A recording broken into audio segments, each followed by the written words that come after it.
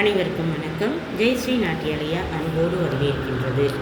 இன்றைய பதிவில் திருக்குறளில் ஒரு பார்வை என்ற பகுதியில் 12வது அதிகாரம் நடுவுநிலைமை.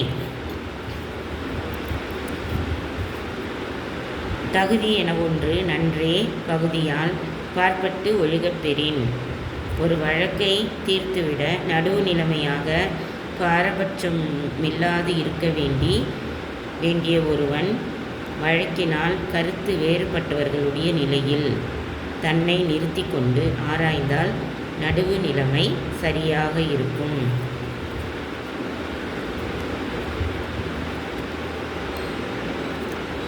செப்பம் உடையவன் ஆக்கம் சிதைவின்றி எச்சத்திற்கே மாப்பு உடைத்து. வழக்கை தீர்ப்பவன் ஓரவஞ்சனையற்றவனாக நடந்து கொண்டால் அந்த பெருமை அழியாமல் இருந்து அவனுடைய பரம்பரைக்கும் பாதுகாப்பாகும். நன்றே தரினும் நடுவிகந்தாம் ஆக்கத்தை அன்றே ஒழியவிடல். ஓரவஞ்சக தீர்ப்பு செய்வதால் பெருத்த செல்வம் வருவதாக இருந்தாலும் எவ்வளவு நல்லதானாலும் நடுவு நிலைமையான நேர்மையை விட்டுவிட்டு அடையக்கூடிய செல்வத்தை அப்போதே விலக்கிவிட வேண்டும். தக்கார் தகவிலார் என்பது அவரவர் எச்சத்தார் காணப்படும். ஓரவஞ்சனையால் வருகின்ற செல்வம் சந்ததியை கெடுத்துவிடும். ஒருவன் நடுவு நிலைமை தவறாமல் இருந்தவனா அல்லவனா என்பதை அவனுடைய சந்ததிகளில் கண்டு கொள்ளலாம்.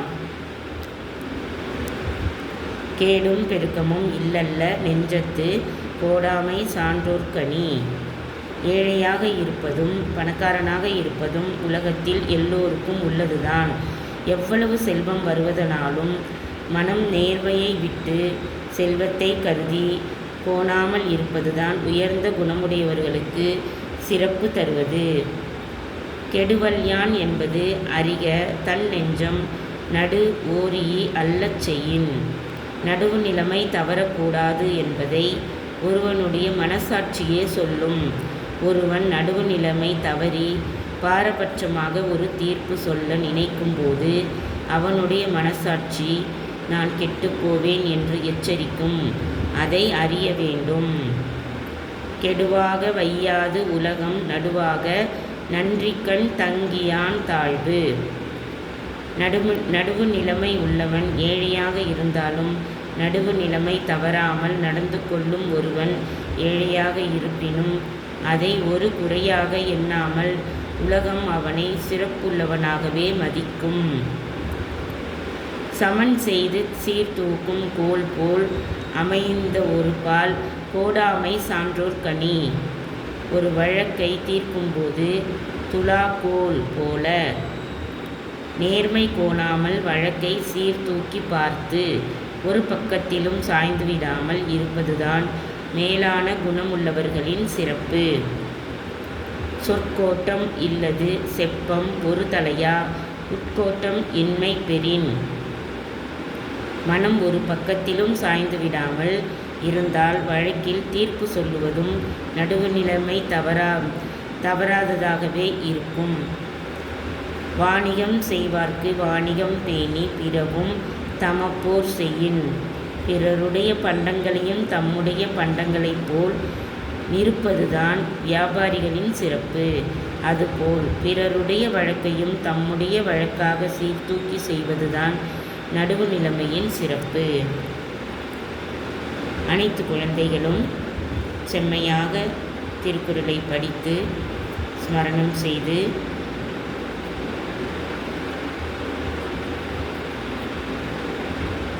திருக்குறளினுடைய முழு பலனை அறிந்து வாழ்வில் வளமுடன் வாழ நல்வாழ்த்துக்கள். வாழ்க வையகம் வாழ்க வளமுடன். ஓம் சாந்தி சாந்தி சாந்தி. எங்கள் நாட்டியாலயாவில் தையல், இசை, நடனம், யோகா, வயலின் பயிற்சிகளும் மற்றும் மறைநூல் சார்ந்த பயிற்சிகளும் சிறப்பாக கொடுத்து வருகின்றோம். 5 வயது முதல் 60 வயது வரை அனைத்து வயதினருக்கும் ஆர்வமுடையவர்களுக்கு சிறப்புடன் கற்றுத்தருகின்றோம். எங்கள் தொடர்பு எண்ணை தொடர்பு கொண்டு விவரங்கள் தெரிந்து பயிற்சியில் சேர்ந்து பலன் பெற்று நலமுடன் வாழ நல்வாழ்த்துக்கள் அன்புடன் அளிக்கின்றோம். நன்றி, வணக்கம். நடன உடை சம்பந்தமான நடனத்திற்குரிய அனைத்து உடைகளும் நகைகளும் சலங்கை அனைத்து உபகரணங்களும் எங்களிடம் கிடைக்கும். தேவைப்படுவோர் எங்களை தொடர்பு கொண்டு